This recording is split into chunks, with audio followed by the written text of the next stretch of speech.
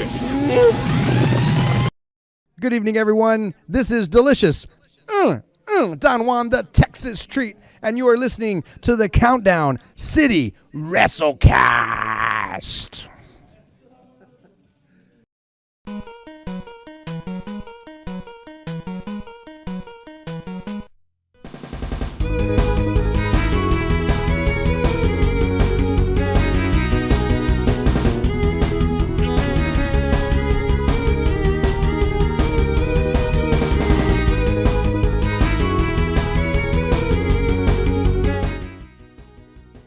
What's up, heels and baby faces? Welcome to another episode of the Countdown City WrestleCast. I'm your host, JC. Joining me, as always, is Tommy. I missed none of them this past weekend. Not one person on this show that I missed. A liar. You missed us. You wish you were there, too. Bro, we're gonna talk about how much of a bro you are. Yeah. How much you look out for us, so don't even go there. Yes. And, of course, we got Mike. What's up, guys? It's Mike, and we are heading far down 2022 Electric Boogaloo, the return, and other things. Speaking of return, but anyways, we'll get to that. You mean the adrenaline in your soul? Yeah. Something. I never know the words. Yeah. Hey, I gotta say, playing that. Cody Rhodes. That's not a bad pregame song before my daughter's softball team plays too. Well, so sure. I had that rocking on the Bluetooth speaker. Yeah. But... That's a great song. I legitimately love the song. Well, thank you everybody for joining us. If you catch us afterward, all good. We are going to be recapping WrestleMania Weekend. Talk a little bit of Stand and Deliver. Talk mostly WrestleMania, and then Tommy will give us a rundown. I haven't seen that movie in forever. We're gonna talk about Stand and Deliver. Yeah, sure. Nice. Let's go, culos. And then Tommy is going to give Might us... be in my future, but that's another podcast. Where Tommy's going to give us a full rundown of his weekend in the Dallas-Fort Worth area. Exactly how much sleep did he get, if he got any at all. And we will confirm, was he underneath Suzuki in the picture that was posted on the internet? Yes. What part of NDAs do you not understand? I'm not going to lose the money if you talk. No, yeah, so. But, Tommy was sending us pictures at quite the eventful weekend, so we're going to get all into that. But, guys, was there really any wrestling news besides WrestleMania? I don't think there was a whole lot that came out.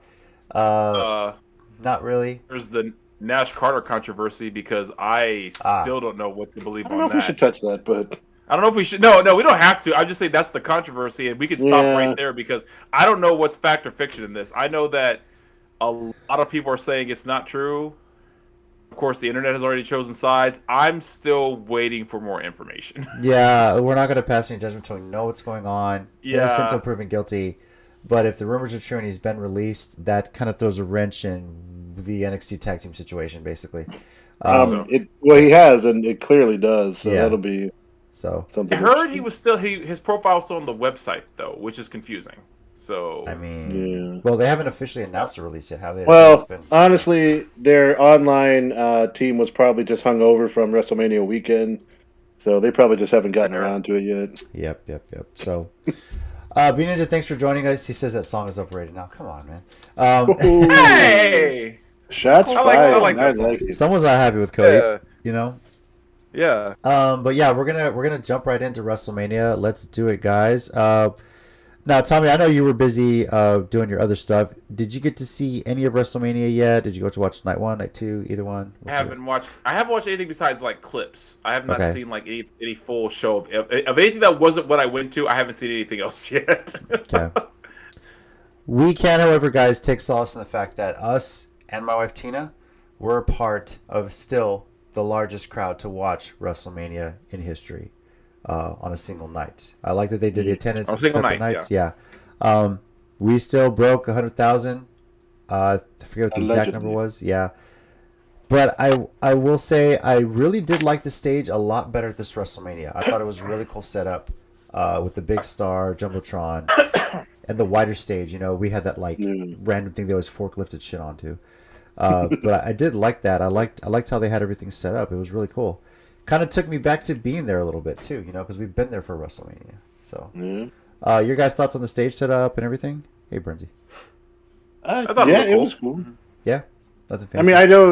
I mean, it was a big star again. Obviously, whenever they come to Texas, they get stuck on the Lone Star. Apparently, I mean, it was nice. I don't have At this strong point, to me, feelings that's either par way. for that's par for the course for me at this point. Yeah. Whenever they come to Texas, I figure like it's got to be a star at this point. Yeah. It's either that or cowboy related, and I'd rather have the star. Yeah. Yeah, they're not woke enough to do millennial cowboy stuff. So, you know. All right. Talking a little bit of night one, I'll just quickly run down the results here. The Usos defeated Shinsuke Nakamura and Rick Boogs. Painful Rick Boogs injury too.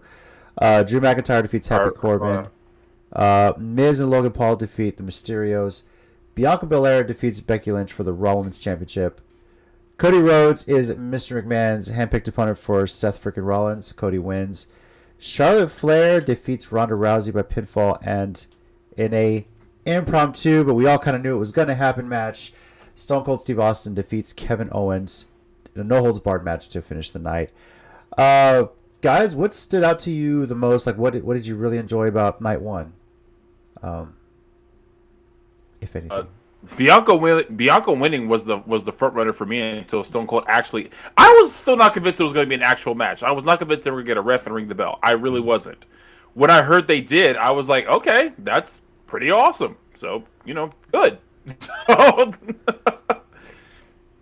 Yeah. I'm going to preface my takes for the rest of the night with, I'm still kind of snake bitten by WWE in a general sense, and I try to not let that get in the way. But now I feel like CM Punk when he was talking on the infamous podcast, where if you listen to it at first, he's like, I don't want to crap on WWE.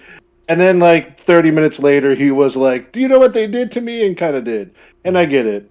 I'm going to agree with Tommy. For me, the big part of the night was the Becky Bianca match.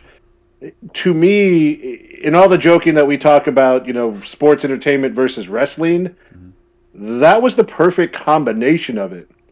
Because Becky and Bianca are sports entertainers in the sense that they entertain and they have over the top characters and they're big, but they put on a hell of a wrestling match. And to me, maybe the best women's match at a WrestleMania. I mean, I know the one last year with Sasha is up there. I know the three-way we saw is considered pretty highly, but I wouldn't argue, or I would listen to arguments of it being at the top. It was a hell of a match. Let them go. Of course, they can do that. So it's like it's not. What I mean by that is, even if someone has it as their top, and someone else has maybe what we saw as their number one, or Bianca and Sasha last year's number one, I don't think any pick's really wrong, and I think that's a huge step up that we can have all these picks for number one. Let's just let's put it that way. If that's your number one, great. But thank God there are other contenders. Yeah. I got you. B-Ninja, Bianca Becky was match of the weekend for me as far as WWE. Also saying KO main eventing against his idol is him as a kid in a candy store. Yeah, I will agree with you guys. Becky versus Bianca Belair. It's on par with last year's Bianca versus Sasha, and I think why this one had so much more hype and so much riding on it more was because of the build-up to it. They did such an amazing job. And that trash SummerSlam match. Yes. Storytelling? Yes. Wait, what? Are we accusing WWE of storytelling with some time behind it? Why? Whoa. Why? And in the positive sense. I know. Follow me along here, but it feels like WWE is turning into Impact when it was in its down years, where the only real compelling storylines was the Knockouts division. That was the only time.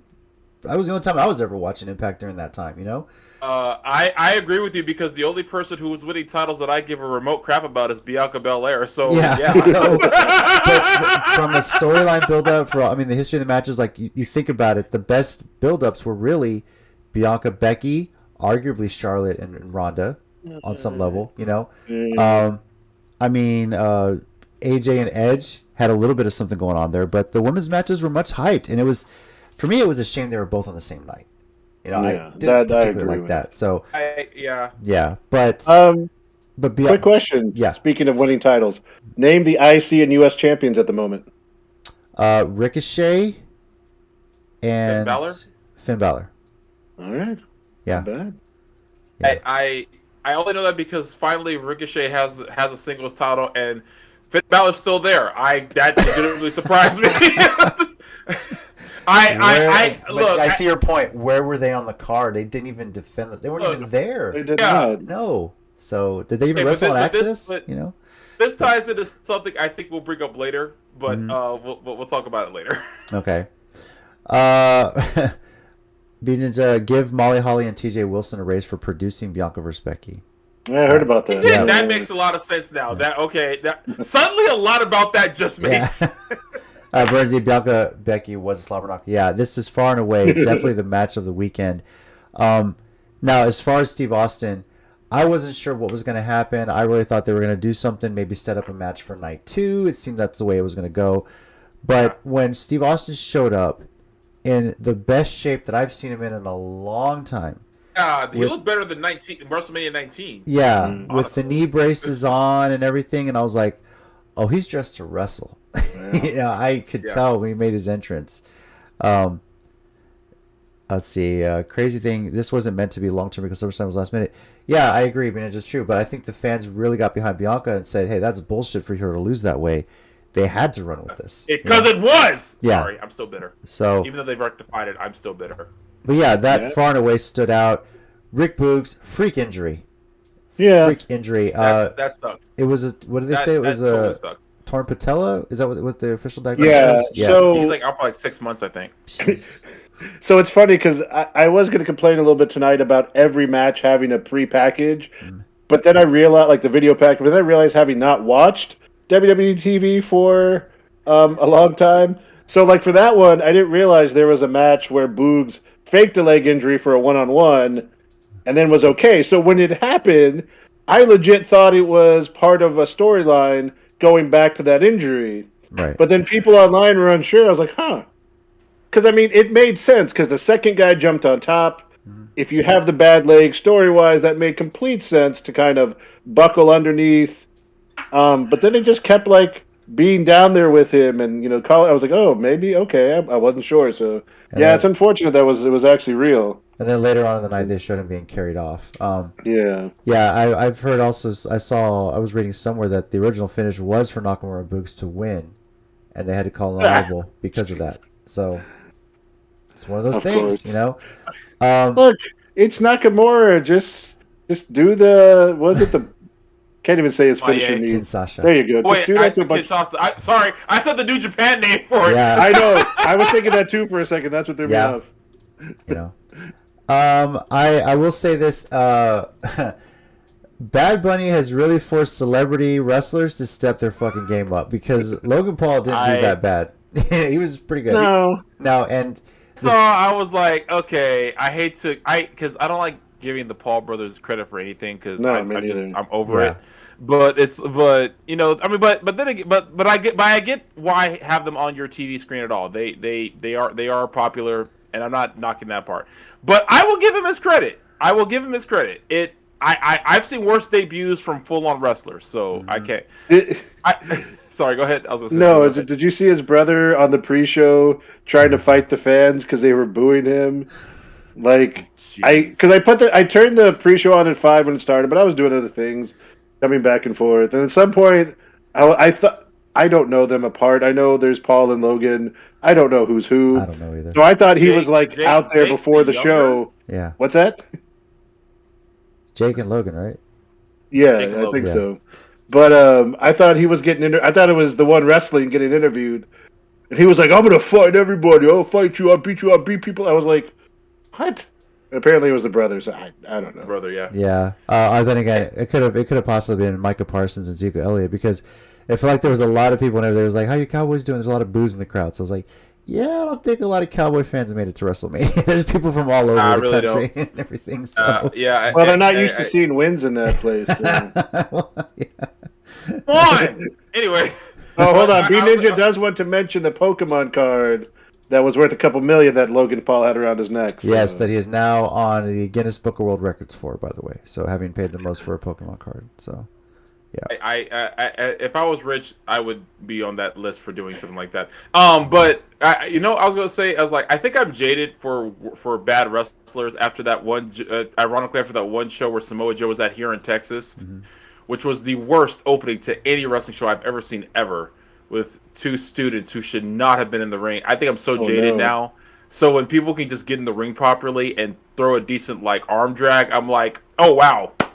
Great job. And like with Stephen Amell, yeah. And like with Stephen Amell, and I'm not knocking his matches either because he takes bumps. He sells like crazy. Yeah. In fact, all he did was sell right, and I'm like, dude, man, this guy's good. He didn't do anything but sell getting beat up, and I love it. So yeah, Mel takes it seriously. I mean, heel season 2, right? So, but yeah, real quick, it was also funny when Miz turned on him. He kind of no-sold the skull crushing finale because he hit it, but as soon as Miz kind of got up, he kind of turned around like, "Oh man," didn't sell being knocked out or anything. I was like, But that's a green thing. It's everything. I'm not worried about it. I mean, I was actually impressed with how he worked the crowd, how he did the heel thing, did the Three Amigos on Ray, and just to booze. I was like, wow. You say did the heel thing. I think he was being himself, but anyway. Yeah, same thing. Both, whatever. But the interesting part is, obviously, this is already the long-term booking of it. I'm pretty sure they're going to have The Miz versus Logan Paul at WrestleMania next year in LA. I think that seems obvious to me. I didn't even think about that, JC. Thanks for ruining my Sorry, but this is pretty That obvious. sounds horrible. Yeah, it's probably gonna happen. And I'm sorry, Miz, but at least I know my bathroom break a year ahead of time. So well, yeah. The only interesting question is who's going to be heel, who's going to be facing that setup. So it's the Miz. He'll be face. Yeah. Even if he's the bad guy, he'll be face. Cody Rhodes, got a great ovation. I'm very happy he's keeping the American Nightmare gimmick, keeping the name, the music. Obviously, the music, Something, Cody Rhodes. That's my favorite joke with that song. Is something, Cody Rhodes. I really hope fans sing that from now on when he comes out. It'd be great. So go ahead, Mike. The crowd is chanting his name. They chanted his name the last 2 weeks at Raw, and the freaking announcers, the most shocked people in the building. I was just like, come on, man. Come on. Yeah. Okay, so a friend of mine sent me a link today of Chris Jericho was on Kurt Angle's podcast. Yeah, I saw some of it. I heard some of this. Talking about it. And I love Jericho's reaction. He said, I was surprised for all of 2 hours. And then I was like, okay. I love that reaction. He's like, I was surprised for 2 hours. That time frame specifically. And I was like, oh, okay, that makes sense. And I agree with Jericho. We've entered that age of wrestling where we're finally going to see that happen back and forth over the decade at least. I think because I really don't see AEW going anywhere for at least 10 years. Even if they do, it won't be bad. No, Tommy, haven't you read all the comments on all the videos about Cody Rhodes? This is the end of AEW. They're done. Cody's back home. My favorite was My favorite was Cody Rhodes' hashtag WWE. I thought that was a great graphic, by the way. No, I'll admit that was funny. I was like, okay, no, hands down, that was the best meme I come out of this so far. But no, it's like, yeah, oh no, they're so done, except for that crowd reaction Samoa Joe got when he showed up at Dynamite Wednesday. Anyway, moving on. But I had so many hot takes this weekend. I was like, guys. I was trying to say, if you want to watch WWE, fine. You want to watch AEW, fine. Neither company is going anywhere anytime soon. That's just a fact. WWE was never, ever going anywhere. People who hate them need to get over that. Yeah. AEW is fine. They lost Cody because the guy had made a financial decision. Good for him. Creative differences, whatever it was. Yeah. So in the comments here, B Ninja, 2-hour pre-shows with no matches on is blasphemy. Yeah, like you could have at least done that with a Giant Memorial Battle Royal. Why'd you have to do it on SmackDown? Burnsie says Mike with the fighting words. Yeah. You gotta be more specific. I don't remember which ones those were. B Ninja or Oski Botchin 609 at RCW one time. Also says this gets under my list. I remember that. Shout out to Aja Smith, the black woman ref, for reffing her first Mania. Yeah, nice. That's got to be pretty special. Oh, cool. Very cool. That was WrestleMania. Sure. I do want to say one more thing in connection to Cody Rhodes, and I know Sure. we've talked about this in the chat throughout the week. Like Tommy said, like I don't actually hate the guy. He made a decision. It's a business, whatever, all this stuff. I'm kind of similar to what happened with the DC movies. It's the fan reaction that gets me a little bit. Yeah. Like, welcome home. Oh my God, he has returned, the prodigal son. I was like, Yeah. Did you watch it? Like, don't get me wrong. He went out, he attached himself to the Bucks at first and Bullet Club, got himself over on the Indies, helped build AEW, but he spent the first 2 years of AEW bashing WWE at every chance, in interviews saying, I don't think I can ever go back there. All this kind of stuff. Never say never in wrestling, right? So, I get that, but I'm just like, I was like, did y'all watch? Come on. Like, I know, but it's. I also love the people who reverse play him breaking the throne. They're like, before he goes in the WWE office, and he's fixing it, and he puts it back together. Now, that was before he was officially back. That was my first meme I saw of that, and that one was my favorite for a while until the WWE graphic one came out. Yeah. It is what it is, but I mean, this is harkens back to the days of the Monday Night Wars. We saw talents go back and forth at times, and this was kind of a part of that. So there's full-on competition there, talent can go to WWE, they can go to AEW, they can go to Impact, they can go to New Japan. There's more competition now for WWE, I would argue, than there was back in the 90s and 2000s. More importantly, where is Cesaro going, or Claudio? Please tell us.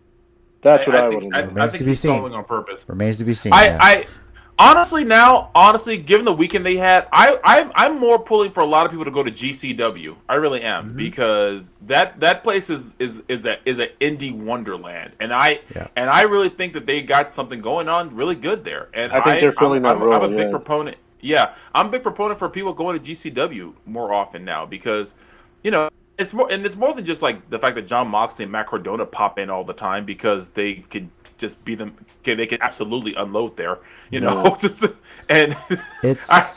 love it. I love Moxley and GCW, because you can tell he gets to cuss as much as he wants to that he can't do at AEW. Every word he wants to say, he can say at GCW. It's the new Ring of Honor, if you will, because for all we know now, Ring of Honor is either developmental or separate brand, but it's tied to AEW fully. So. They're acknowledging it in more ways than I thought on AEW TV now. Exactly. All right, WrestleMania Sunday. Quickly run down. RK Bro defeats the Street Profits and Alpha Academy to retain the Raw Tag Team Championships. Bobby Lashley defeats Osmosis. Johnny Knoxville defeats Sami Zayn. Anything goes, and I got to tell you, that was pretty entertaining. Not gonna lie. It was. I can't even lie. When I saw that, I was like, okay, this is actually a little bit better than it was. Way better than I thought it was gonna be. So. We do not give Kevin Dunn credit because he doesn't deserve much, but the way he held the camera so that you didn't see the big slap fist. You know what? I had no plans to do a show next week. I feel like we should just watch that match and commentate on it, our thoughts on how genius it was. Just a thought. We'll get back to it. And let me just throw out there, guys. Yeah. I'm not a big Jackass fan. I never really watched it that often. No. But I love Sami Zayn. And he gave it all, and for what it's worth, Knoxville and his friends, they went all in on stuff. So I can't complain. It wasn't meant to be serious, and they knew it, and they had fun with it. I hope they show Wee Man body slamming Sami Zayn. All the video packages. Yes, in place of Andre. I hope they put that in there for the rest of time, because that was epic. Yeah. So funny part is I'm a slight Jackass fan, not like full on, but I do enjoy the fact that they're that crazy. I don't know, something about crazy white people appeals to me. But I do appreciate that. Once you realize that's what it was. Yeah, you have more fun with it. I think that was part of my issue with it going in was trying to make more than what it was. But after seeing the finished product, I will confess when I feel like I was wrong, and I feel like I was wrong on this one, and that one was pretty entertaining. Yep. B-Ninja Cody has a family now, so let him get the bag. Yeah, get paid. Don't be shocked if MJF or Jade Cargill end up at WWE. I could definitely see that happening for both. But if you're taking MJF, you better let MJF be MJF. That's all I gotta say, because that's what's that's my biggest fear. Yes. of going anywhere else is that. I'm interested to see how long Cody gets to be Cody before they bring back I'm Stardust. also afraid of that. Yeah. Yeah.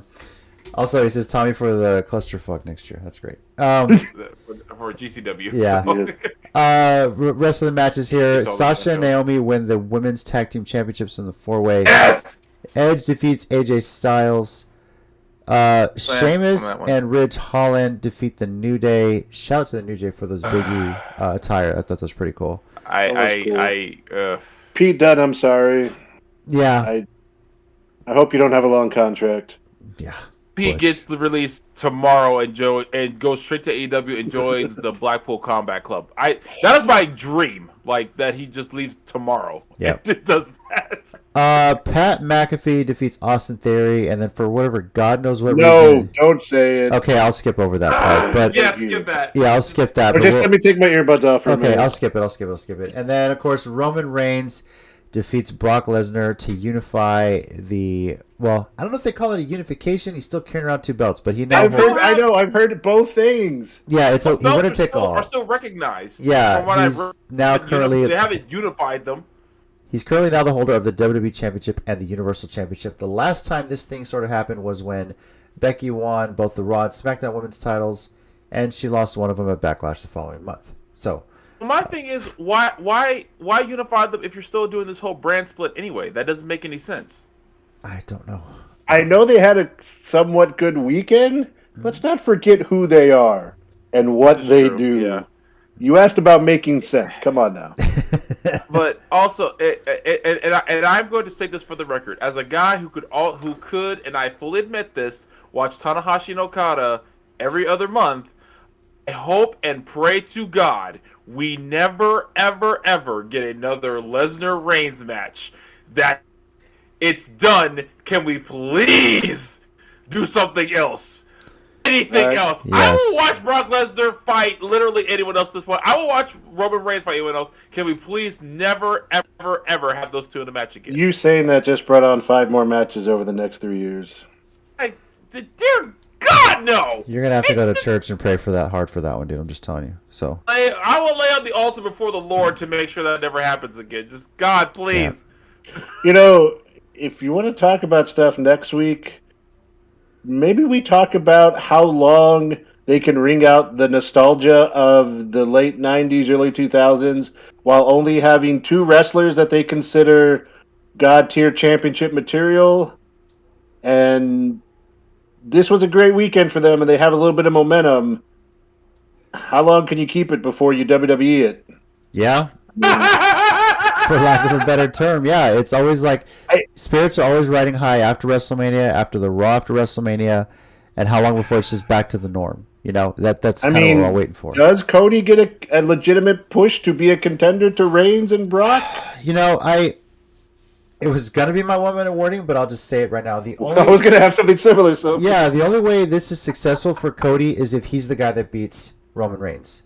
I agree. Especially with that opening promo on Raw talking about the picture of his father holding the belt, but he didn't actually win it because it was a count-out win. He never held the title. His dad never held the title for as legendary as he is. His brother never held that championship. Even when he was Goldust, he was over as hell. Cody, you could argue, is a bigger star than his brother may have ever been. Like, he's going to have that star power now. He left the company, made a big name for himself. He's back. He needs to win that championship. We were asking this question after Seth Rollins won. Who's going to beat him? We're throwing out names like Braun Breaker or, you know, whatever else they have up and coming. And then Cody runs that promo in my head. I'm thinking, he's got to be the guy. It could be at SummerSlam, it could be WrestleMania. He's got to be the guy to do it. I got to tell you, my hot take, that was a quote-unquote guarantee in his negotiation. Has to what you said happened to Becky, I think that will eventually happen. I think if it does, Cody's going to win the WWE one. They're going to keep that Universal on Reigns because they seem to make that the more important one now. If it does, that's the way I see it happening. So it's going to be a situation where Roman has to defend both in nights. Maybe they have like a string of or he chooses just one he defends, or something where it's only the Deanna WWE Purrazzo? one on the line. like Deanna Purrazzo does, where it's open to whatever kind of thing. Yeah. You Yeah. cannot keep one original idea. Like that's not a Purrazzo's thing right now. They're just gonna steal that too. Calm down, Taz. It's okay. Calm down. I think what they'll do is they'll have Roman, because he's the head of the table, he's going to defend both titles the same night against two separate opponents. And eventually, maybe by SummerSlam, Cody's the one that takes one of them away from him. Wait, You know? should he call himself Tribal Chief Two Belts? I mean, that's a little bit of gimmick infringement, but I mean, you got to go with it, right? Tribal two belts. Tribal Two Belts. yeah. There you go. Yeah. Oh man, I hope Head of the not. Two Belts. Let me check the Oh, that comments sounds on this. terrible. I hope not. Yeah. It's B Ninja. Preach, Tommy. That main event sucked. Yeah. Oh, God, B Ninja. Ridge needs to avoid black wrestlers going forward. That got me heated. Ooh, Jesus hot Christ. take. Not wrong, but hot take. Oh, my Lord. Yeah. Wow. So, That's funny. well, besides all that, the celebrities, I guess, stepped up. Well, Knoxville, we said it. You know, he stepped up. I mean, it was entertaining. The props. The hand was hilarious. It was great to see Mark Henry and Mae Young's son make their WrestleMania debut in a huge spot. The Wee Man body slam was great, and That was actually pretty hilarious. the mousetrap was funny. I know the big one didn't go off the way it should have, but hey, it's still funny. You just suspend disbelief there, if you will. The best part is you can tell it is not heavy at all, and Sammy is selling it like he's being held down by 1,000-pound weight. Yeah. I loved it. Like, Sammy's what it a was national supposed treasure. to be. Sammy's a national treasure. They didn't take it seriously. Like, they knew it was supposed to be dumb. And Sammy, for as much as we crap on people that stay in WWE, Sammy has really found something in this character that I never thought he could have, because I didn't think he could be a good heel because he was such a good underdog babyface. Yeah. And I know, like, some people got a little tired of the conspiracy theory thing for a while, but, like, I think he just relishes this now. Like, he's so good at it. People have always talked in the past, Kevin Owens, about he's kind of a weird dude. And I think it just lends himself right into the character, so. The Pat McAfee, though, great match against Austin Theory. I knew we've seen McAfee before in NXT. But I think most of those 77,000 hadn't. Yeah, and including some of the guys in the Sports Minorities chat, because they were watching along too, and they're messaging me like, dude, Pat McAfee's good. His freaking punter is amazing. And by the way, his entrance with the Cowboys cheerleaders I thought was great. That was just perfect for him. And I messaged him like, yeah, dude, he wrestled in NXT. He's like, you did? Yeah, he wrestled Adam Cole, and he was in War Games. So I know he went back and look it up, but that was a great match.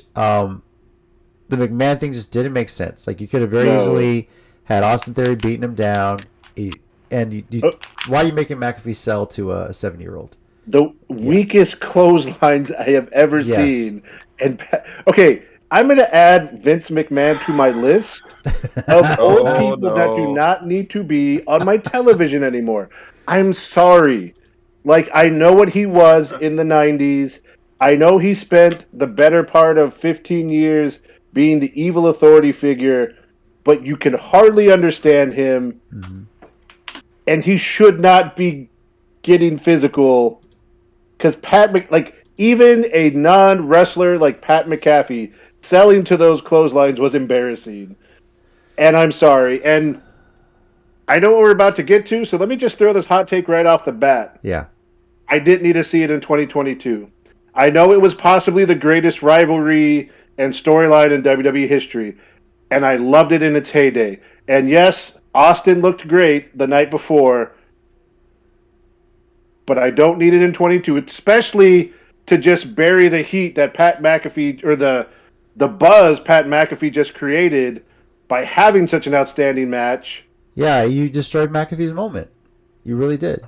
I mean, just to get back to that nostalgic pop. Yeah. And I didn't need it in 22. I'm just going to be honest. Yeah, they could have done it without having an actual match. That's my point. Well, yeah. You could have gotten to that point. You could have had Austin Theory beating him up, McMahon directing traffic. Get that going for a good, 5 minutes. Really build the heat up on it. and then you have Steve Austin come out, and then you know. The video of Mick Foley laughing at Mr. Man's lack of a sell of the. I was gonna bring that up, but yeah, that was amazing. I should just say this because we saw Kevin Owens get a stunner. We saw Austin Theory take a stunner.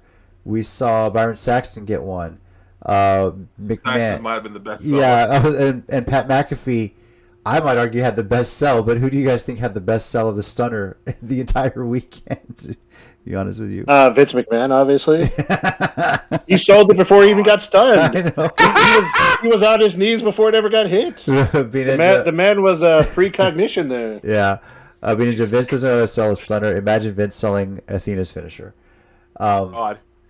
No. Vince he hit him on the ground before she landed. Yeah. For what it's worth, I think Shane is the only McMahon who can sell a stunner because the one time he tried to stun Linda, she didn't know what to do either. So. Yeah.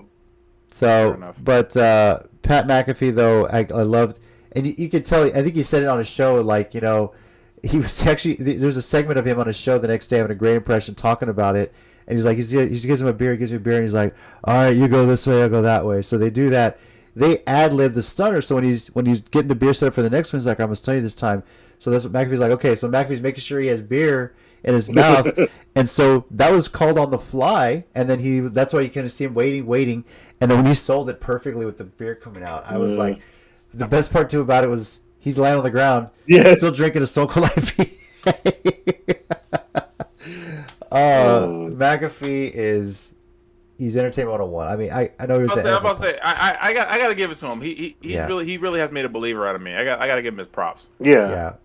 Hashtag for the brand. I love it. I love his attitude. I love his charisma. It's amazing. So, but yeah, anything else stood up for you that night? Sasha and Naomi. I'm happy they're champions, but I really thought we were gonna wait till SummerSlam to see it. So, but I thought that was pretty cool. Yeah, I thought Liv and Rhea were getting the momentum, and now there's the possibility of them breaking up with that new Edge and Damian Priest group, which. You mean the Wish.com House of Black? Okay. That was a good tweet by Brody Keane.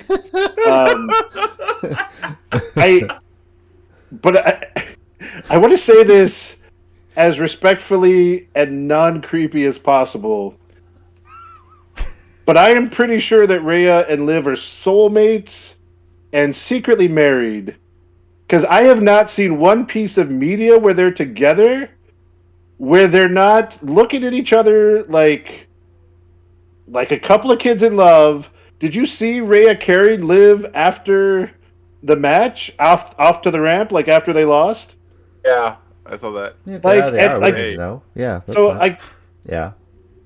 So I just and the world's falling in love with them. So of course WWE's like, well, we can't keep that together. Yeah. They got over on their own. So what you're saying? Well, we can't have that anymore. What you're saying is, in about 6 months' time, they're going to be debuting for Impact Wrestling, is what you're saying. It would not be the worst thing in the world. It wouldn't be worse because Liv's last name in real life is Daddio or something like that. Uh-huh. Her name is like Jean something Daddario or Daddio. That might be a better name. Mm-hmm. Also, apparently, Rhea and Buddy Matthew hang out a lot. I don't know if they're like roommates but they're on streams together. Well, they're both Australian, aren't they? So yeah. I had heard that. I think they were roommates for a while, if I remember correctly. I might be wrong, but I think I heard that somewhere. Well, I mean, I'm sure they're still friends because I saw recently a clip where she joined him on his little stream, Twitch or whatever, and he had his AEW shirt on. She's just hanging out, and so like one of the questions was Catwoman or Liv, and of course Rhea's like Liv. That's why, like, yeah, I don't know. Ninja, it also undermines Sasha's first Mania win. Yeah, this was Sasha Banks' first win at WrestleMania. It is a tag team championship with Naomi. I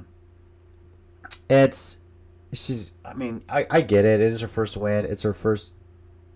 She still hasn't got a singles win yet, but she won a title at Mania. You know that's kind of that's pretty awesome. This is, you know, I said it on last week's show. This is a good tag team. I like that they put this team together. Watching Raw next day with the kids, and Adi loves the entrance. Naomi than Sasha, so when your daughter's getting into it, it's a good team. So. But, also, for all the racists out there, now they have to accept that Bianca and Sasha did main event WrestleMania, even if it was night one, because they want to acknowledge that Stone Cold main evented WrestleMania one more time. Can't have both ways, fellas. Mm-hmm. Either Stone Cold didn't main event WrestleMania one more time, or so did Sasha and Bianca. Can't have it both ways. Yeah, I was gonna say something else, then I kind of lost my train of thought. Okay. So let's move. Oh, I know what I was gonna say. Winning the women's titles at WrestleMania is pretty iconic, I would say. That's the joke I wanted to get in. See what you did there. Sorry, it took me a while to remember my inspiration for that. Good stuff. Oh, I didn't miss y'all. I really didn't. I don't know what you're You talking liar, about. you missed us. So we're going to get into the I gave adventures. you an excuse to go see a couple of very lovely ladies. So. B Ninja, she should have won at 32. That's arguable. I mean, we were there. Yeah, but B Ninja, Flair was in the match. So Charlotte Flair WrestleMania, they're not going to let her take a pin. We got to remember the context of the time. They literally just debuted the women's championship that night. They re-debuted it because that day, right? Yeah, we were there at the pre-show when they did it because going into it, it was still for the Divas Championship. And we've been saying they got to make a women's championship. Literally, they're on the pre-show and surprised us. Everyone that was there gave it a standing ovation when Lita announced it, So, and I think at that time Charlotte was only like a 17-time women's champion, so she hadn't even really started all her title reigns. So, no, not really. But I think we were also saying too, like, God, it sucks that Bayley isn't a part of this because it could have been the four of them. Are we ever gonna get the 4 horsewomen match we had wanted for like years? I don't know, man. I don't know. So, and we don't know where Bayley is or when or what or what's happening with that. So. If she's not on tomorrow night, I'm not watching WWE. But back to your comment, Ninja. I mean, I was there 6 years ago. I think the right call at that time was for Charlotte to go over. She was the biggest star of the women's revolution. Becky hadn't really hit her niche yet. Sasha was close, but I mean, it did set up the whole Charlotte-Sasha back and forth for a little bit too. So, but that was title reign 17 through 32. Yeah, yeah, of course. So. All right. Well, they should do it in Cali. Hold on. What? Charlotte's just won another title while we were doing this. I just wanted to. Very cool. Very cool. I'm sad that could actually be a thing that happened. Yeah. House show. 24/7 title, right? No. All right. As far as Universal title, what are you talking about? As far as our pick results go, Mike went 2-4, and Tommy and myself went 3-3 on the matches that we did pick. So. Not too shabby, keeping it close, guys. So now WrestleCast ratings 0 to 5, 5 being WrestleMania 17, 0 being December to Dismember. Mike, what is your rating for WrestleMania 38? Gotta do both nights together on this one. So I'll give it a 4. Mm-hmm. Like, I saw people online going, it was the greatest WrestleMania. I was like, again, like I said at the beginning, I'm a little snake bitten with WWE still. WrestleMania used to be the culmination of all your good storylines. Mm-hmm. And now it's kind of become one good storyline in one of the matches and a bunch of nostalgia and celebrity pops that we can get in. And while there were good parts of it this weekend, again, I question how long you can keep doing that. I assume next year they're going to do The Rock and get that nostalgia pop in. And maybe Cena's the next guy who starts showing up again as an old guy. But the thing that just bugs me, because like a third of that roster is now probably in AEW and Impact, you had so much talent that you could have built up to be stars. There were people in there that legitimately could have been people to face Brock and Roman and mix it up. And you stuck with Brock and Roman. It was the main event 7 years ago. Mm-hmm. It was the main event like 4 years ago. And I agree. So I know there were good parts of it. I know some people loved it. And if you loved it, by all means, I'm not trying to tell you to hate it. I'm not trying to change your mind in any bit. But to me, and I feel like 4 is being a little generous, but I know there are good parts of it. And again, I think Becky and Bianca is going to go down as one of the best, not just women's matches, WrestleMania matches of all time. When they start putting those lists in the future, it needs to be up there, top 10 somewhere. It was a great match. For sure. I'm giving it a 4.25. Actually, the show. I hate to say it. It was WrestleMania. It was better than I thought it would be. I really enjoyed. There were a lot of highlights in this. McIntyre and Happy Corbin was like underrated. Actually, a really good match. Oh, jeez, really? Yeah. I just. Yeah.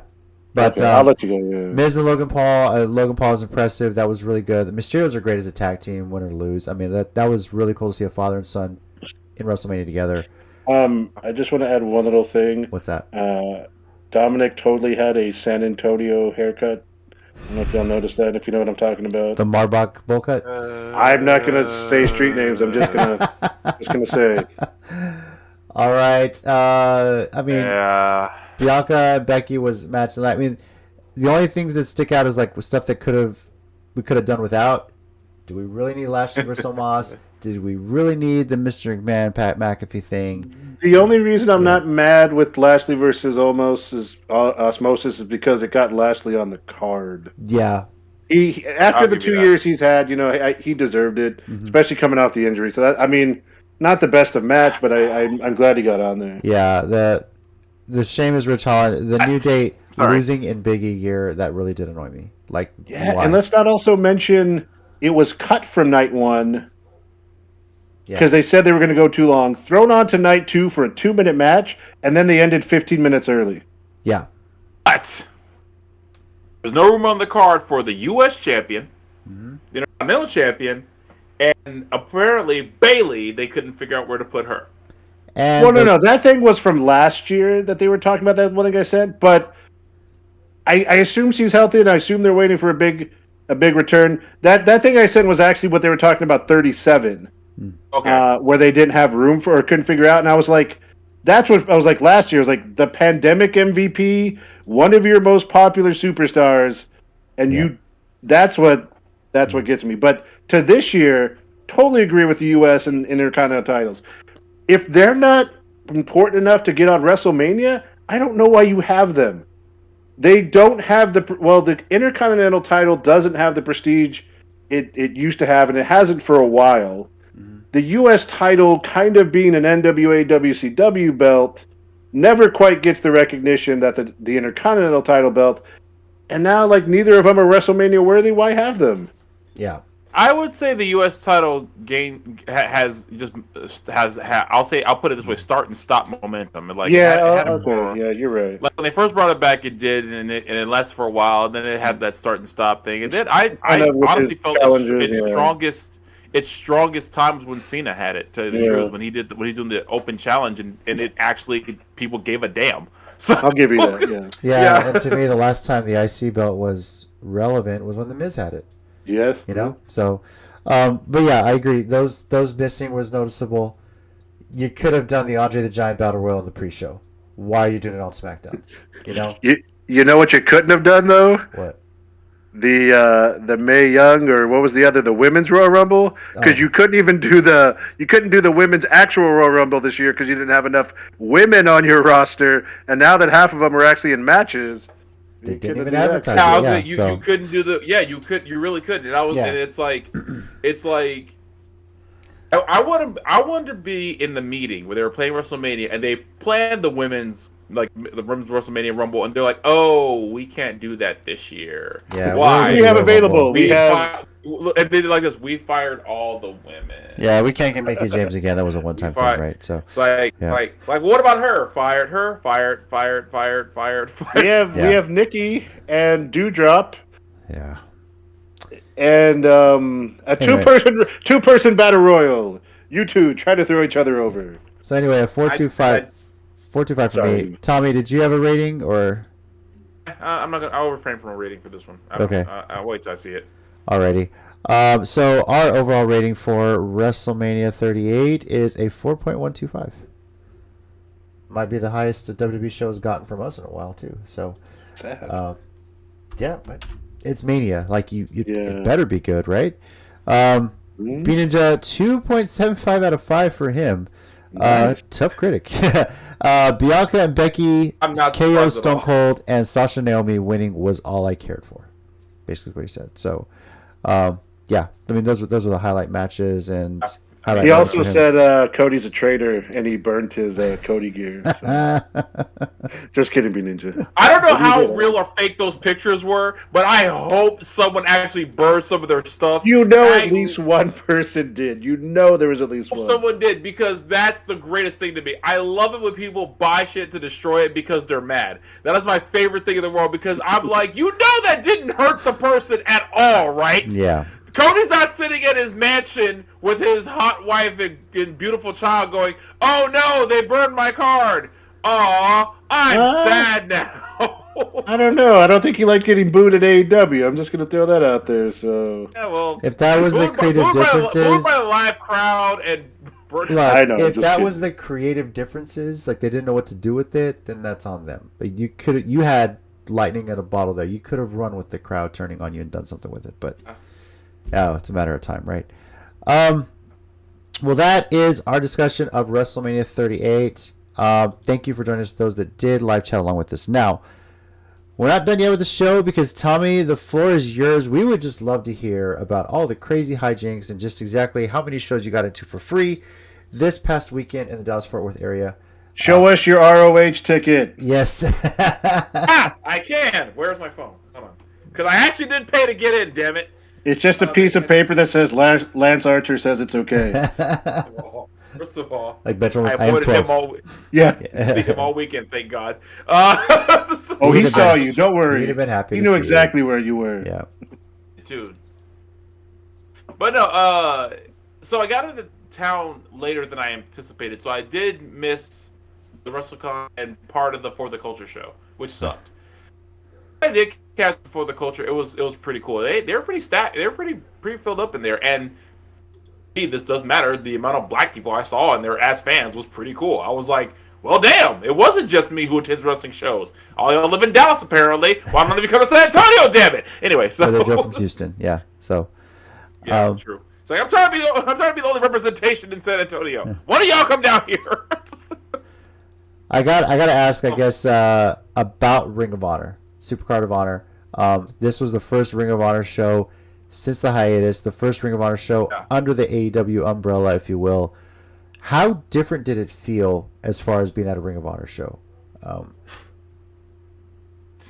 It felt like a Ring of Honor show. I really couldn't feel anything like because the number of ROH shows we've been to, it felt like an ROH show. It felt like it was ROH produced. It felt like it was the ROH guys running it.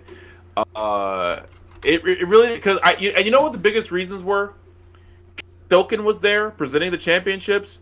Bobby Cruise announcing. They were doing. They had for the pure title match, they were keeping to the pure title rules. The time limit and everything.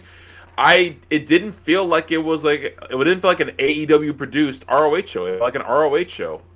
Just it happened to have a bigger paycheck behind it, probably. But honestly, that was my show of the weekend until Sunday night. But that was my show of the weekend, like for real, because I won't who I spoke to because I don't know if they want me to tell them all this, but I will say I spoke to someone who knows Khan, and they're pulling for him as far because he's still signed with ROH and AEW. He's technically signed with AEW, I think, from it correctly, and so that's why he's in ROH now with this new group. And also cool to see Brian Cage there because I was wondering why they re-upped this contract, and now that makes more sense. I do have. Did you guys watch the ROH show or? I've seen highlights. I haven't seen the whole thing. Seen highlights, but I haven't seen it yet. I'm gonna try and get a chance to watch it soon. But I will say, if this is like a sign of things to come, ROH is in good hands. I do highly advise watching it. It probably was for most people the best show of the weekend. It really did feel like it. Like they were trying their best foot forward to really show that ROH is still alive. Suzuki winning was one of the most fun moments, because naturally I love Brett Titus, but he couldn't do that. But Suzuki winning was really cool. Yeah, that's an interesting choice there. Is he going to be on the States for a while? You know, I don't know what the Ring of Honor plans are.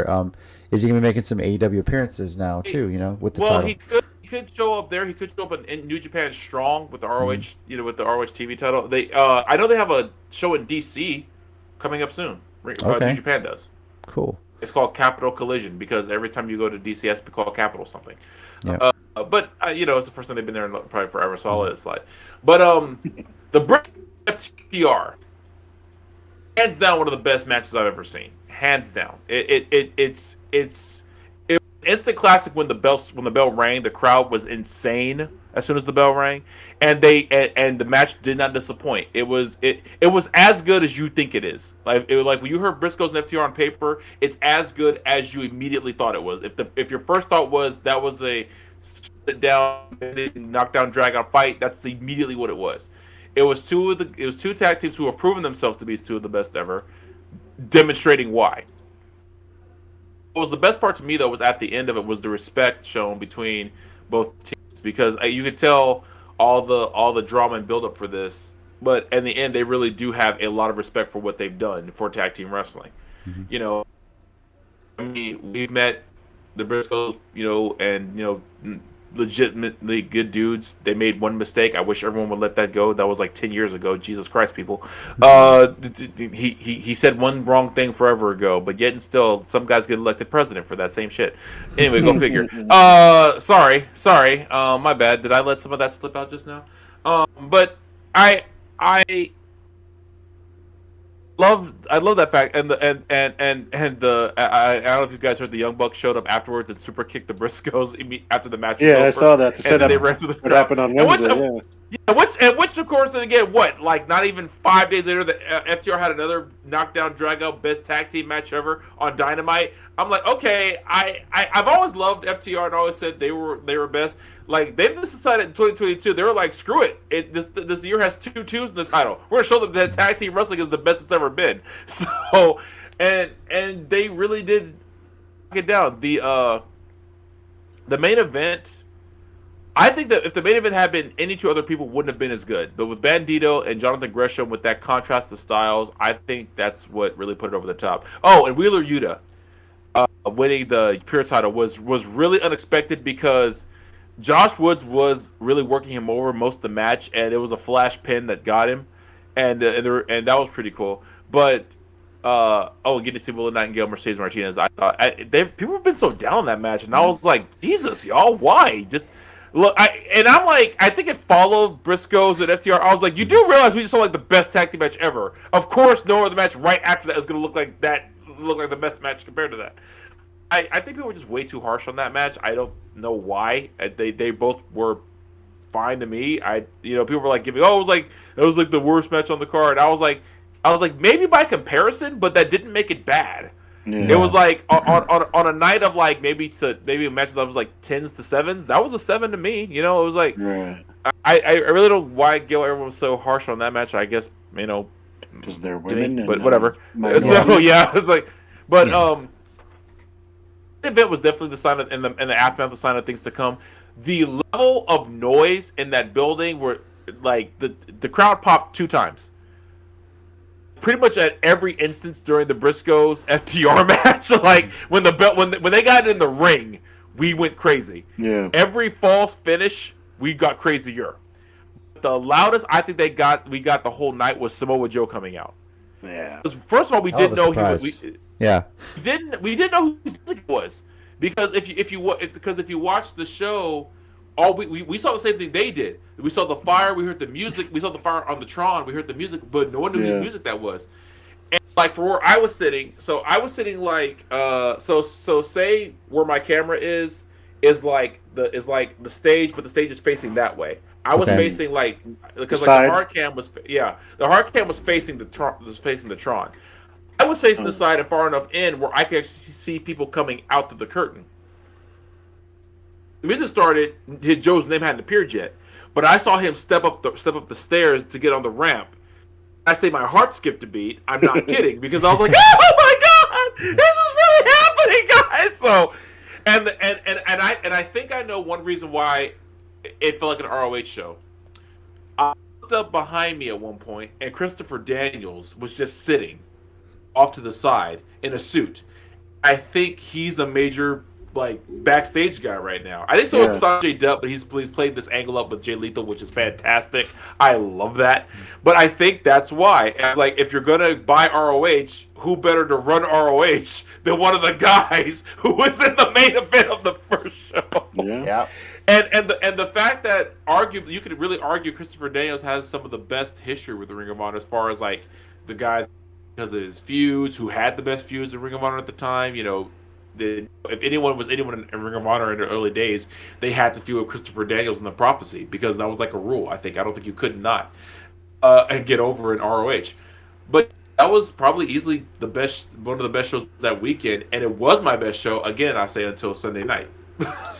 Yeah, that was really cool. I saw the pictures too of Tony Khan, as enthusiastic as ever. You know, he's kid in candy store. Man. He's such a wrestling nerd. I love it. He's literally what any of us would do if we had $1 billion that could buy a wrestling company. Yeah, it's amazing, and now he owns 2, right? Yeah, that I saw the highlights, the title change you mentioned. Mercedes Martinez is the interim ROH Women's Championship, so that obviously means at some point, whenever they can work this out with Impact, you're going to see Mercedes and Deonna Purrazzo battling it out to you get a true undisputed champion. But what I heard through the grapevine was this was because she was booked elsewhere. Mm-hmm. You know, Deonna Purrazzo, and of course, you know, and they didn't want to mess up her booking, so they weren't going to try to make her be there. Mm-hmm. So they booked everything around around that and to get that match at a later date. You know, which again is fine with me. That makes total sense. You're a champion. You could because the championship wasn't really officially defended, wasn't officially anywhere anyway, so that makes sense. So nothing wrong with that. So yeah, I mean, you could have this be a part of an Impact pay-per-view. I don't know what the Ring of Honor pay-per-view plans are in the future. But, you know, Deonna has her obligations between here and Mexico, too. So they're trying to work all that out. So, any belt that Mercedes Martinez has is a good belt to me. Yes. I don't give a damn what it's called. Yeah. So. You mentioned Wheeler Yuting of the Prayer Championship, Minoru Suzuki, again, the ROH TV Championship, and, of course, FTR win the Ring of Honor Tag Team Championship. And then, of course, they just won the... I almost forgot they won those. Yeah. Speaking of Wheeler Yuta, you know what's coming this Friday, right? What's that? Wheeler Yuta versus Moxley again. And Bryan Danielson versus Trent. Interesting. I don't think the full unit of the best friends that are on my shirt are long for this world. Hey, well then you got a collector's item, though. It's more power to Yuta because I really like what they're doing with Yuta. So Diana worked Fabi Apache that same night. Ah, interesting. Right, that's who it was. Okay. Yeah, but I gotta say though, if they're trying to make really Yuta do his own thing, having him win the Pure Championship is a great way to start. Yep. And FTR, if I'm not mistaken, they won the AEW Tag Championships last night. Am I right? No. It was it. They defended. They retained the AAA. Yeah. They defended AAA. There we go. AAA. Yeah. Okay, that's right. So, yeah, it's now face Taya. Oh, Taya Valkyrie. Oh, geez, yeah. Tina's gonna hate that. I heard that. Yeah, triple title at Rebellion. Oh boy. All right, well, we'll talk about Rebellion in a couple weeks. You mentioned the court. Anyway, you mentioned some of the WrestleCons. You shared some pictures. You got a picture of Minoru Suzuki. And for Mike. Yes. Who else did you get a picture of? Yeah. Keep that in mint condition, baby. Tommy, you're a real one, man. That was pretty awesome. That was a hell of a you really surprise. was, dude. I appreciate that. And you even said you told them about me, so... Yeah, I was gonna say I told Mike quick story about that was I talked to them. They're super sweet, by the way. I love it when wrestlers are genuinely nice people. I know it's for conventions and they want to, but look, I have met not as nice wrestlers, but those two super sweet. I'm really sad I couldn't get a picture with them. I was timing out my money, so hopefully maybe at another con I can meet them. But they were super sweet. I told them about Mike, and they seemed really sad that he couldn't be there. And so what I'm hearing, Tommy, is that they absolutely love me, and they would just so glad to do it. That's what I heard. I had such a good week of meeting people. Yes, that's what you heard. With all due respect to the chairman and to Jesse McKay's husband, we didn't know she had until she recently got released. All due respect. I mean, it's purely just platonic appreciation for their craft. They can't not know that guys feel this way. There's no way they don't. So. Well, sure. Yeah. And then you just get to be that guy thing of sure, but they come home with me. So Yeah, exactly. Which So yeah, so yeah, but yeah, that was pretty awesome, Tommy. Good shit. So yeah, man. Yeah. I But, know. as far as who else did I meet? Lillian Garcia, which was awesome. Oh, cool! I didn't realize she was there. I didn't either. Oh, but you know who I did not know who was there until I saw him setting up like next to me when I was walking around? Ultimo Dragon. Oh, damn! Wow. I was walking by and I saw his mask first and I was like thinking, is that like just a? But I saw him at the table. I was like,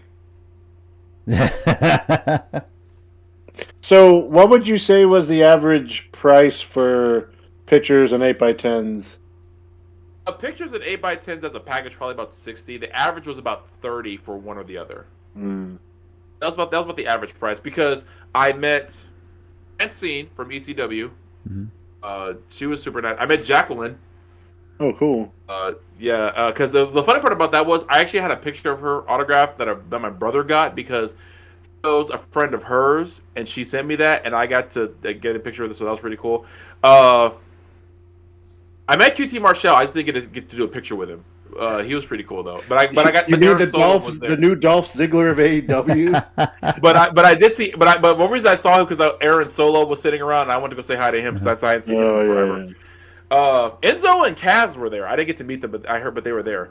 I got to meet Caitlyn. Thank God. Oh wow! I didn't know she was there. Yeah, Caitlyn was there. Yoshi Onita, who had a bandage on his face and a bloody eye because I don't know what he was doing the night before. Oddly enough, it wasn't a wrestling match. No, I was kidding. How do you know it wasn't? How do you know it wasn't from the? How do you know it was from the pyro at the WrestleMania stage? Right? It just tells anybody. Yeah, I'm just kidding. Let's see. Drago and Aerostar, who I see at cons all the freaking time, but never get to meet, and I finally got to meet them. So they were super cool. And Chris Bay, because I'm a huge Chris Bay fan, and I finally got to meet him, and that was all for the con itself. What I did after that was I went to RCW. That was a fun show. Seeing Mysterious Q win the RCW title was unexpected but awesome. Nice. And Katie Forbes is always loads of fun. Rob Van Dam being out there was pretty awesome. Funny story about that because after that I went to Mission Pro and that was a slam of a show. It was my number 2 show of the weekend. Bangers only. And dude, they lived. I can confidently tell you they lived up to that name of that title. Bangers only. Every match was amazing. But I laugh because RCW, right? And the first match was Maddie and Vibes. And every match at RCW they had a strict 10-minute time limit except for like the main events had 20. And of course, it's because it's because everyone ran out of that building. It was the same building that we went to for the midnight show last time. Yes. Everyone was running out of that building that apparently this weekend. St. Jude Hall saw so much traffic this weekend apparently. Might as well just left one ring there and let everybody use it. I mean, shit. So. That could be, and that'll tie into VIP when I talk about it, and because I'll tell you why. But I think that's what they did because I think they just changed everybody's turnbuckle pads and the aprons and just got everyone else in there right away. So it was the first match, and I was like, "Oh, that's weird." So after that, I left and I went to Mission Pro, like I said. And then I got there in time to see La Rosa Negra wrestle a match. Diehard fan here, and I think it was the next match after that. Here, Maddie and Roche Chanel in a tag team match. I was like, "Oh, that's why she was first at RCW." And apparently that has been everyone's story all weekend. I forget who told me this was, but someone apparently wrestled on show, was still in their gear, called an Uber, got in, and went to the next show they were going to do, and just walked in. I was so that was apparently everyone's story just all weekend was like they. I saw a bunch of posts of 8 matches, 3 days, 7 matches, 4 days. It's wrestling, and honestly, I'm just hearing all these stories we're not completely in the clear, but we're almost out of the clear of the pandemic being over. I've been working from home for over 2 years now. We're finally going back in the office Monday, so it was so weird for me to be once I signed off work today because I'm off tomorrow. Packing my laptop up, putting it in my bag. I was like, oh man, this is gonna be weird. Going back in the office. Weird, so dude. Yeah, it was weird when we went back into the lab. That was so Yeah, awesome. so- wow. I almost forgot how this place looked. I guess let's get to the show you said was the best, Texas Mania VIP Yeah. Wrestling. I'm gonna just make you talk about it. Minoru Suzuki versus Barrett Brown. It's a match I want to see. I'm gonna try and find the stream so I can go back and watch it. But Match Network, I think. what was it again? I think it was Title Match Network had it. Title Match Network. Okay, I'm gonna write it down. I'll double check with Lou later, but I think it was Title Match. I know this is Barrett Brown's dream, so have at it, man. Just let me know what. Before I get there, I'm gonna tell you guys why this was my show of the weekend. Mm-hmm. Because it was kind of wrought with, I won't say misfortune, but just kind of a little misfortune, but nothing like really terrible happened. First, he delayed the promoter Lou delayed the show for a few minutes because people who were leaving WrestleMania who had bought tickets already weren't there yet because there was traffic. So he said we're going to delay the show about I think it was like 20 minutes, 30, half an hour. Yeah, Mania didn't end until like 11, so yeah. But that was cool because like Willow Nightingale was from the previous show, was New Texas, and I got to see a little bit of that show, which was pretty cool too. So I got to meet her. Meeting Suzuki was intimidating. I got tongue tied. I legitimately did. I'm not even kidding. How's his English? Match. Not good, but but it's decent. It's not great. Yeah. But the first match, the top rope broke. No. Hopkins and I forget who he was wrestling, and the top rope broke during an Irish whip. It was so messed up. So they continued the match. They finished it. What they did was they replaced the bottom rope and put it at the top. Right. Tonight it was going pretty good. Right. Apparently, I talked to one of the other guys. He said what they did was they begged Lou, look, let us fix it. Let us fix it. Let us fix it. He was like, fine, if you can fix it and get it back. Because it didn't break like something was like actually wrong. But what happened was I think it was just overuse. Yeah. It was right at the turnbuckle corner and the pad and inside the pad, the cable came out. Oh, so it's got to put the cable back together. Yeah. Okay. Yeah, so apparently they went outside and fixed it, and they made it the bottom rope for the rest of the night, and it worked fine. Okay, good. It was kind of funny because Mysterious Q and Ryan Davidson wrestled for the ROW title because those shows got canceled, so they put him on VIP show. And he got to the top rope. He did this when he got on the top rope. He said, "Got on the top," and it was hilarious. But it worked. It was kind of awkward watching everyone try to get in and out of the ring with the bottom rope to gauge how to get in. But that was kind of funny.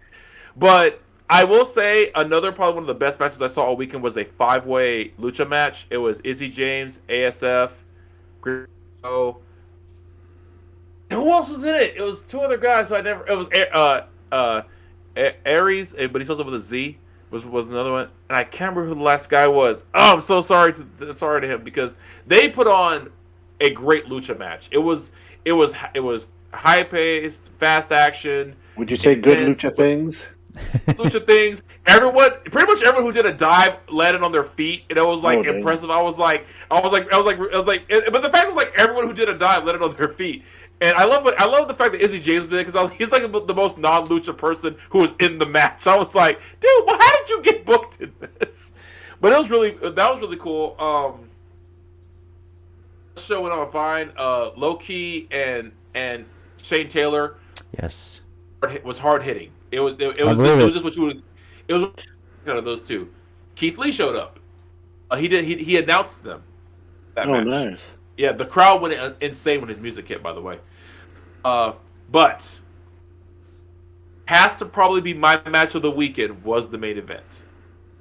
Be biased because of my emotional connection with Barrett Brown for knowing him for all these years. I'm biased probably. I don't care. He took everything Suzuki gave him and was determined to not fold. So I had never met the guy, but I met him at the show. His name was Sterling. He said, "Oh, you know Barrett Brown?" He's like, "Yeah, he's a good friend of mine." He's like, "Oh, that must have been hard for you to watch." And I said, "No, he wanted this match. He knew exactly what he was getting. I feel no sympathy for him whatsoever. He knew exactly what he was signed up for." And he liked it. Yeah, but because they did do a whole chop spot. And man, you don't appreciate Suzuki's chops. I didn't even until you see them live. Yeah. Until it's not even 50 feet from you when you hear that hand go. He chopped him once. and his chest was red immediately. I was like, Gosh. I was like this. I was like, oh no, my friend's gonna die, and I'm cheering for it. Because How we would have wanted to go. Yeah. I was gonna say actually, but you know, and all of us agreed. You know what, Death by Suzuki on a tombstone is really not the worst way worst way to die, but it really would. It lived up to the hype. I was so excited for him, and he put in the work, man, to really do it. It was as awesome, and it was great to sing Kaze ni Nare with the crowd. Do it like 3 times that weekend, and I can't even begin to express how much I enjoyed that. And but Barrett, man, you know, he lost. My God, he lost like a G, man. He was a damn warrior in that ring. And Suzuki even shook his hand and raised his arm to the crowd because Barrett did do the bow of respect to him, him up, shook his hand and lifted his arm and presented him to the crowd. I was like, you know, what? Honestly, what higher honor? Yeah. You know, you can win every world title you want to. Suzuki was like, yeah, it's like, bro, retire after that. Yeah. Now you just put this image in my head of Roman Reigns in front of Suzuki, you know, like acknowledge me, and Suzuki just looking at him and like, Who are you? nah. Okay. Yeah. Acknowledge me. I got a picture of it. Hopefully I'll get to post this. There was a spot where he did the hanging arm breaker in the rope, and he's just laughing, and we were all like, you can hear him laughing over us in the crowd. That's the amazing part. He was like, I'm starting to think his sadistic act is not an act. I'm legitimately enjoying. Usually the best ones have a lot of truth in them. So Yeah. But he was super cool with the fans and everything. Like, you know, during the meet and greet, he was really nice guy. And like during the Kaze ni Nare, he was getting the crowd hyped up in it, man. But here's the best thing to me about the show. End until 3. Noticed. It was that hype in that building because I got general admission. You know, because I figured that was how the weekend was going to go. I was going to get general admission. I don't want to chair anyway. I'm going to stand for this. I stood the entire show. Did not realize it.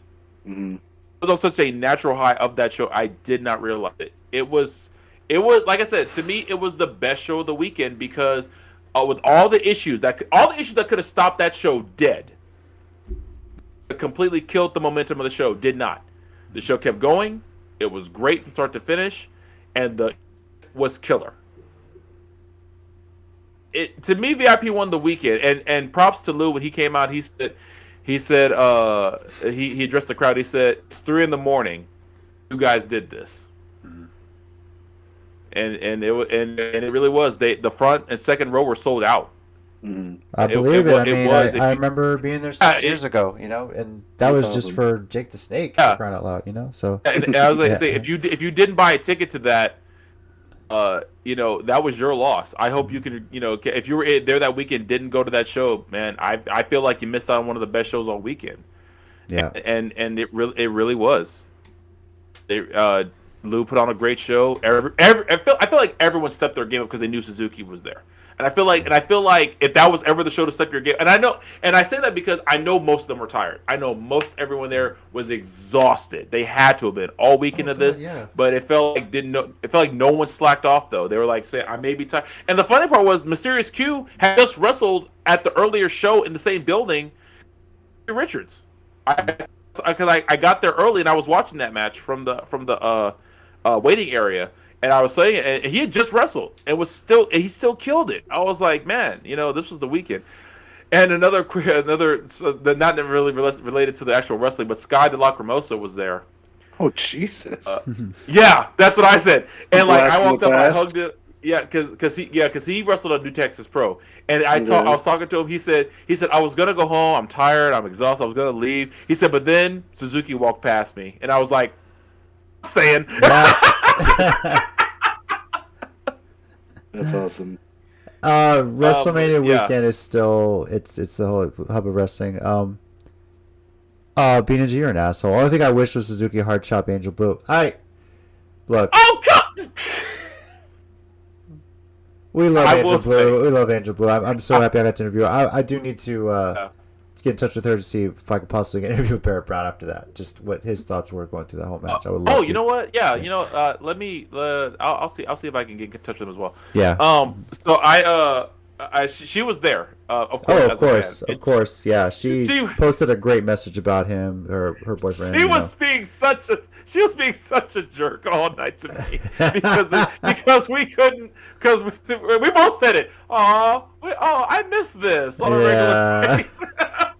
How is she? I haven't seen her in so long. How's she doing? She's doing really good. No, like I say she's being a jerk, but she's just messing with me, and I was messing with her right back. But she's doing good. She seems like she's a little happier now. It's like, you know, she was she looked like she was smiling all night, and she said to me at one point, "So you're not gonna hold it against me if I cry during Barrett's match?" I was like, "It's like hold it against you. I'm gonna be in tears. What are you talking about?"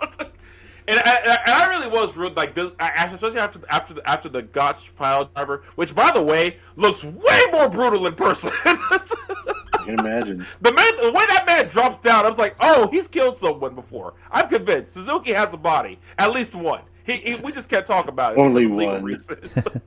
Yeah. Ninja, when is she not a jerk? Go back and watch the interview. She wasn't a jerk when I interviewed her. There you go. So.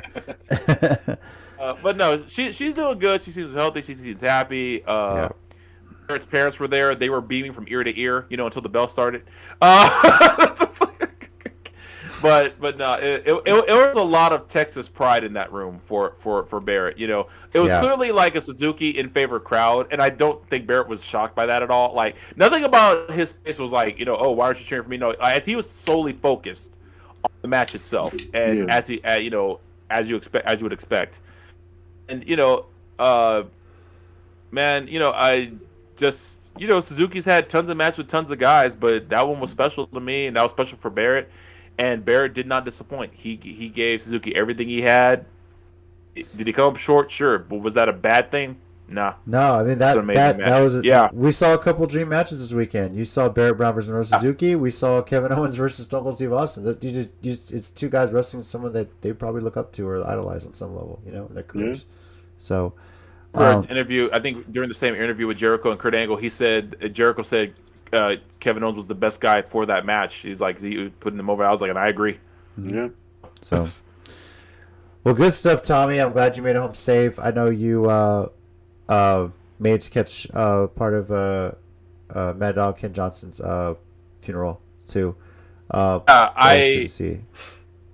I got there right as they were getting to the actual grave site. I got back into town kind of late, traffic of course, so I had a hard time finding the place too. But then when I got there, they were already out at the church. Another funeral service was going in, and I found out the gravesite. It was pretty cool seeing a lot of old faces I haven't seen in a while. His family was there; they were super sweet. It was good to get to talk to them, let them know what Ken meant to all of us. And it was just real nice to see everyone there. Heartfelt, super. You're gonna miss him, but to know that he still inspired that much love and everything was pretty cool. Yep, and Mike was able to confirm Central Catholic class of 1976. 76 is when I looked up his obituary. Yeah, off the website, and yes, you were right. And you know, my dad, we talked because my dad's a alumni of 72, so they just missed each other. Yeah, they missed each other by a year. Like the year after your dad would have graduated, he would have been a freshman at Central. Right, so, exactly. Yeah. So, all right, I know we. Hell of a story. I love hearing about it. I love hearing about WrestleMania. I mean, if stuff wasn't going on for us, we definitely would have tried to be there. T and I were saying how weird it was that we just couldn't be there when it was in Texas. But kids, softball, life happens. But I mean, it is a once in a lifetime experience to be there. So you know, but you could save your blood pressure on the traffic because nobody in that whole city can drive. Now, one person honestly, to be honest with you, back when we went 6 years ago, Uber really wasn't a thing. You know, and I personally, I remember we tried to park. I was trying to find parking like I had gotten for the Cowboys game years before that down the road, like a half-mile walk, and it was insane getting out of there before. And I honestly, with ride sharing now, I definitely would have invested in some sort of like Uber, Lyft, or something to get around. But so I'll tell you my funniest driving story about this. It was after the VIP show because I stayed around for like another half hour, like talking to people and getting pictures, of course. yeah. And like, so I left around 3:30. Got back to my brother's about 4. On my way back, I was driving down. I forget which highway it is. I keep forgetting, but anyway, I was driving on the highway and I was like I was in the slow lane, and some dude came racing up behind me, and I was like, dude, first of all, it's my joke immediately was, it's 3:30 in the morning, dude. She knows, bro. She knows it's over. You need to drive slow. Think about what you're gonna say. She knows, bro. She knows. She has names. She knows what she looks like, dude. It's over. Just calm down. Think rationally. Think about, am I going to get my stuff tonight or come back for it in the morning? How do you know he wasn't the guy that got a text that's like, hey, he's gone, come over? Like, that's what it was, So. He was driving too fast. He was trying to get over. She found Yeah. All right. Mike, did you have anything you want to say on a 1 minute warning? I know we've been talking for quite a while here, so. Yeah. Sorry. Yeah. Yeah. That was my 1 hour warning. Okay. All right, Mike, we'll get into 1 minute warning. Whenever you're ready, set, and go. So, I've had some pretty strong thoughts and reactions to stuff going on. Like I said, I'm kind of still snake bitten and jaded with WWE at the moment. I have some thoughts about the Cody thing that kind of irks me overall, but I think I'm going to end this on a little bit of a more lighthearted note and simply point out some interesting facts. At WrestleMania, there was matches or altercations involving a Gable versus Gable and an Austin versus Austin. So AEW responded on Dynamite with an Adam versus Adam and a Shawn versus Shawn. And I just think I'd like to throw that out there as an interesting fact for the week. If you need to know the names. And one of those Shawns won. Yes. And the Adam was again an altercation, so not an actual match. That's coming next week. In fact, only the Shawn versus Shawn was an actual match. All the other were altercations of same-named people versus each other. They weren't entanglements? Well, no. Because I don't think they're going to result in someone getting slapped 2 years down the road. Yeah, but, I know. But I wanted to make that joke so bad. Speaking of, she knows, or he knows. Yeah, he knows, right? Yeah. So, I said a piece earlier. I don't know if there's any more to add, but just I want to reiterate what Tommy said last week. If you were there, I'm sure it was way better just to be at WrestleMania than it was as portrayed on TV. People will say a lot of stuff and criticize things here and there, but if you were there, soak it all in and make sure that you did. So make sure you remember everything, enjoy those pictures, save them, back them up somewhere, because it truly is a once-in-a-lifetime experience for most people. I know it was for us 6 years ago. I'm never going to forget it. I still have the picture of Tina and I together with the Hell in a Cell cage in the background, way off in the distance. Tiny little speck, great. But it's always a fun weekend. Say what you will about WWE. WrestleMania really does become the hub of the wrestling world. So many independent promotions head there. You have shows at midnight. You have WrestleCon. But I'm just very happy we're getting some sense of normalcy. So, but that being said, I'm loving the competition.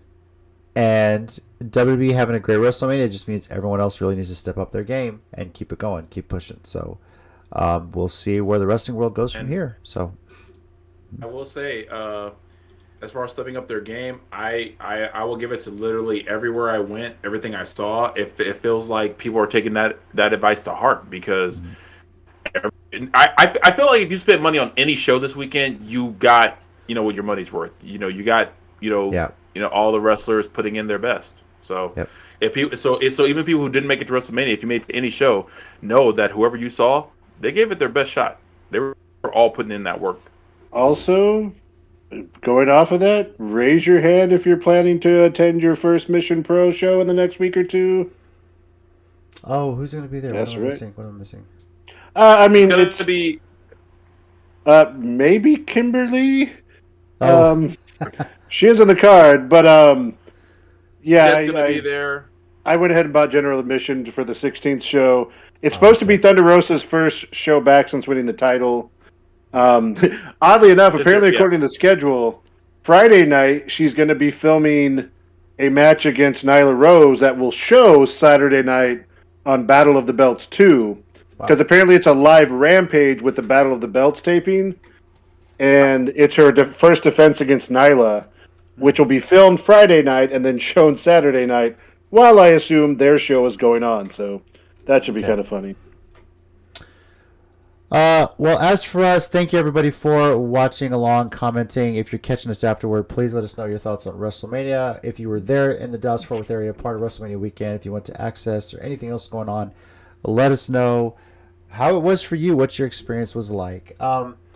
We, at this point right now, don't have any plans to do a show next week. It is upcoming Easter weekend, and unless some major breaking news, or if we decide to go in depth and break down the Johnny Knoxville versus Sami Zayn match from WrestleMania, which could always be fun. Or if WWE decides to be WWE and we get a list of names again. I mean, yeah. It's like WrestleMania, The Rock, WrestleMania, and the pink slip list, right? But that being said, Backlash is not actually until early May. So, and I believe it's Mother's Day weekend, if I'm not mistaken, too. So, that's when we'll. Dear God, let it just be called Backlash. No, unfortunately, it is going to be called WrestleMania Backlash. I have to say, I'm sorry to burst your bubble there. WrestleMania Backlash, Boogaloo. But for sure, in 2 weeks, we are going to preview Impact Rebellion. That is the next pay-per-view on their card. So. Keep an eye out for that. I actually legit want to see that pay-per-view, by the way. Yes, that show looks Speaking amazing. of nice long-term storytelling. Yes, it's going well, and I'm enjoying it. So, thank you, everybody. I do appreciate everyone being a part of the show. And WrestleMania weekend is over. Where does WWE go from here? Where does the storylines go from here? You ride a high. Can we just keep the high? Can we keep the high going for a bit? It'd be just kind of nice. So. Over here we got Tommy. Guys. We got Mike. Thanks, guys. Be good to each other. And I'm JC, and as always, heels and baby faces, remember, pro wrestling is real. People are... I'm distracted now, Tommy. What? What? Okay, question, Tommy. I need to know this before we go. Which one wrote my name? Actually, Jesse did. All right, that's the best way to do this. Yeah. Actually, you know why she did? I told her that you were her favorite. So as you can see, her name's right. Mm-hmm. Focuses. So see you in a couple weeks, guys. I'll pass this around here.